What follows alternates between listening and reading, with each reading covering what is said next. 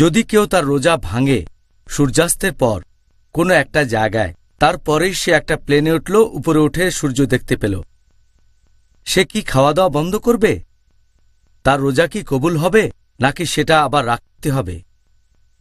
ভ্রমণ করলে এমন পরিস্থিতি হতে পারে যে সে প্লেনে উঠল, সূর্য ডুবে গেল আর ইফতারের সময় হয়ে গেল, সে তখন ইফতার করলো, তার একটু পরে প্লেনটা ছাড়লো, ইফতারের 2 মিনিট পরে, ধরেন সূর্য ডুবেছে সন্ধ্যা 6টায়, আর 6টা বেজে 2 মিনিটে ঠিক 2 মিনিট পরে প্লেনটা ছেড়ে দিল। প্লেন ওড়া শুরু করলে অনেক উপরে উঠে যায়, তখন আবার সূর্য দেখা যেতে পারে। এমন সময় কি খাওয়া বন্ধ করে দেবে সে? সেই লোকটা তার রোজাটা সম্পূর্ণ করেছে, তারপর ইফতার করেছে, রোজা সম্পূর্ণ হবে, খাওয়া বন্ধ করবে না, সেদিনের রোজা রাখা শেষ, সে রোজা কমপ্লিট করেছে, তারপর ইফতার করেছে।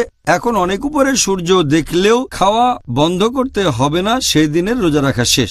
তবে যদি এমন হয়, কেউ যদি রওনা হয় 2 মিনিট আগে, 5:58 6টার 2 মিনিট আগে, ইফতারের 2 মিনিট আগে, রোজা ভাঙার আগে, তখন রওনা দিল, তারপর সূর্য দেখলো আরো 5-10 মিনিট, তখন রোজা ভাঙবে না। সে হয়তো ভাবতে পারে 2 মিনিট আগে রওনা দিয়েছি, 6টা বেজে গেছে, সময়টা হয়ে গেছে, এখন রোজা ভেঙে ফেলি, কিন্তু সূর্য দেখতে পাচ্ছে, সেজন্য রোজা কন্টিনিউ করতে হবে। তারপর যখন সূর্য ডুবে যাবে, হতে পারে 5, 10 বা 15 মিনিট পরে, তখন সে রোজা ভেঙে ফেলবে।